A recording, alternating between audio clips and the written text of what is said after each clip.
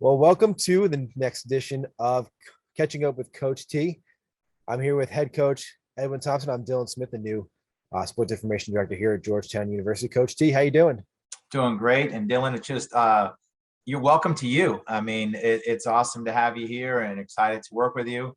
And just looking forward to having you here and away from professional baseball back to the college ranks. So it's good to have you. Well, it's been a pleasure, and I'm looking forward to hopefully a really great season. I know this is your first full season. I know second term, but let's get right into it. Obviously, this is a great opportunity for you to showcase a full year here at Georgetown. Um, you got your first fall ball experience here. What was it like? What were your expectations coming in? And what did you see and what did you like out of it?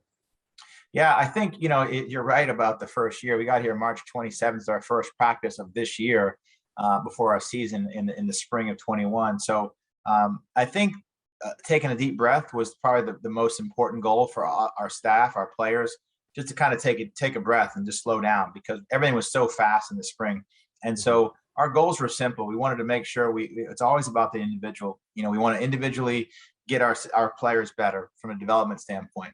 And then collectively as a team, if we had to play a game tomorrow, do we feel comfortable enough with our system, our offensive and defensive system, and just our personnel to go out and compete? I think those are things, the initial goals.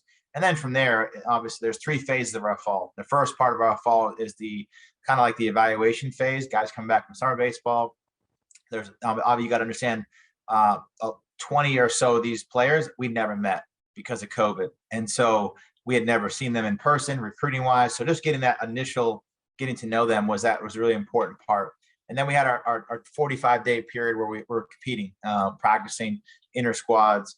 We obviously played some games, which we can touch on. And then our last part of our fall was kind of just our development phase. And that's kind of where we're at right now. So we have three phases of our fall, very strategic. We work with, our coaching staffs and our training staffs, everything kind of all aligned. So it's been great. To be honest, there's been a lot of fun, a lot of excitement, and just looking forward to seeing the growth that we had from August until now was, monumental. Just the time part was really the biggest bonus of everything. Well, I remember coming out to practice to see you guys. What was it? You doing throwing the medicine balls behind everybody and doing a full track down the football field was pretty fun to watch. You get those guys pretty well in shape here in the fall, and it seems to be a testament for you moving forward and coming into the springtime. But sticking with the fall conversation, obviously you played against some top tier teams and getting some good experience for these new guys coming in and these returners. Talk about the games and who you played and what really stood out to you from those perspectives. Yeah, the fall games are great. The NCAA allowed us a couple of years ago to have a couple games to play in the fall, so we had the opportunity to play Wake Forest, who came up to play us. We played over at Bowie Bay Sox Stadium, the AA stadium of the Baltimore Orioles. It was great. ACC opponent, and they were as advertised. They were really good, and it allowed us to identify areas we have to get better at, but also shows that we're not that far off from where we want to be. And it's very competitive. We saw some really good arms. It was great. Obviously, the head coach Tom Walter is an alum, Georgetown alum, so that's kind of our in. And that was kind of a great experience for our kids to play that type of competition. And then the next week we played Delaware State on the road. I like to kind of do one home, one away to kind of be able to get that experience from that standpoint. That was another good opportunity to kind of get our kids. We had a lot of new players, as we said, at the Division I level for the first time, just to get on the road and play somebody different. Results were great. We played well. We had a lot of positive momentum. But still, again, information, right? You're never as good or bad as you think you are. You're somewhere kind of in between. And so we kind of take each game and take that information and then move forward. And the last game we played was a game against an international team, the Toronto Mets. We get one game versus somebody outside of our country. Again, it's a great opportunity to play somebody different, put a uniform on. We played that at home as well. So, and then we kind of broke up. The last part of our fall was our Fall World Series, where we split the teams up. They draft them.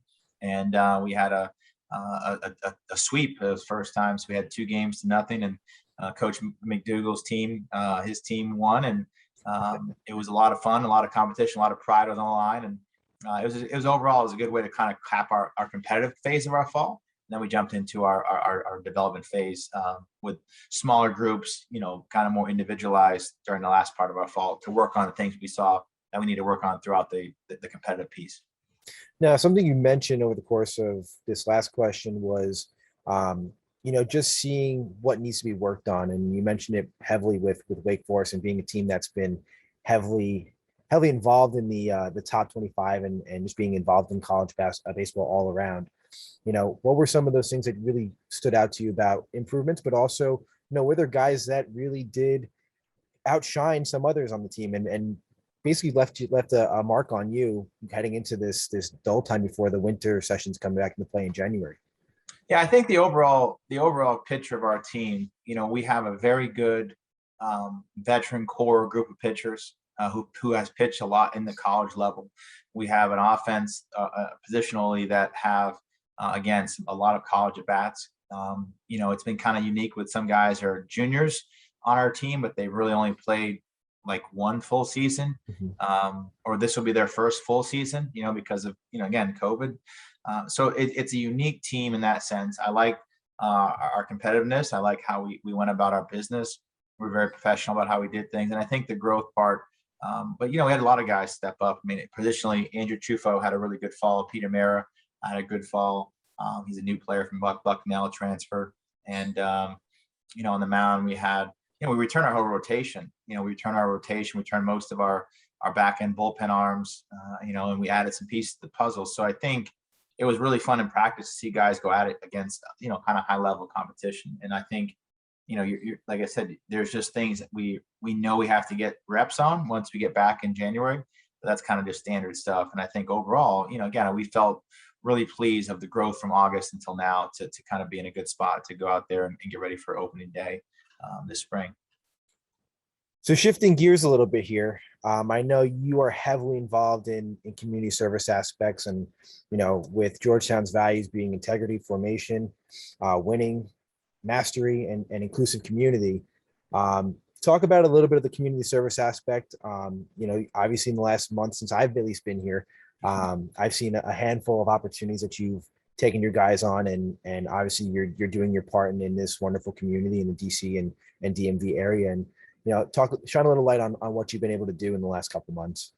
Yeah, community service is a big part, right? We're servant leaders. We want to make sure we provide opportunities for our people, our players to explore things that maybe they haven't had a chance to do, but also intertwine with our city. DC is, we're here in DC, and we want to make sure we're partners. We don't want to just rent our time here. We want to invest in the time that we have, and that's really important.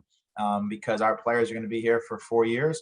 We want them to feel like they're connected to the city. We want the city to feel that they're connected to our program and our university. And so we had a couple clinics for free in the area. We had a Washington, D.C. We're partnered with Washington National Academy, but we basically kind of ran a free baseball clinic for 100 kids, 8th grade and under.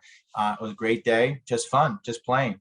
I think you kind of get to see, sometimes as Division I athletes, they take things so seriously. It's a lot of pressure and all those different factors. But when you step back and you just kind of pull the curtain back and you just say, the reason you started playing this game was to have fun, and that ability to kind of see those kids and our players interact, and the questions and the dialogue was just really special. And then we partnered with the Washington D.C. Police Foundation. We've worked on a community mural locally. We handed out some food for Thanksgiving, turkeys and things of like that nature a couple weeks ago. And we've also, again, partnered with the Washington National Youth Academy throughout the fall. And, our efforts are always going to kind of be centered around that to make sure that our players are getting that experience. And I think they grow just as much as the kids get out of that experience. And ultimately, so do I. I get to evaluate in players and kind of see, we recruited the right people. And that's what we try to tell in the recruiting process, that you're going to come here and develop as a person. And that's what, Georgetown is a great institution academically, but our job is to make sure you leave here as a better person, as well as a baseball player. So those are things that we kind of strive, throughout the fall, throughout the year. Even like early during the pandemic, we were doing Zoom reading classes to some local city schools. So we try to do a lot of different variety of things. The pandemic has limited us what we can do, but we'll see some more things in the springtime before we get going to the season to kind of get ourselves ready. But it's great it's a lot of fun, and I think our kids really value the opportunity. Well, I no longer have any more questions for you, but is there anything else that the Georgetown community and fans alike should know about the team moving forward, and as we prepare for this little bit of a short break in play as we start to prepare for next season. And what are you looking forward to get to by the time we come back in January? Well, hopefully the academic component is they crushed the classroom like they have so far since I've been here. We have finals coming up in about a week and a half. So right now the players are we're kind of letting them breathe a little bit. They're on their own program, if you will. Obviously it's structured to a point, but we kind of let them have that time. Then once they get home, it's really about 3.5 weeks until we get back to practice in January 13th or so. And then we open up, February, right around 3 weeks after that. So it's a very quick turnaround.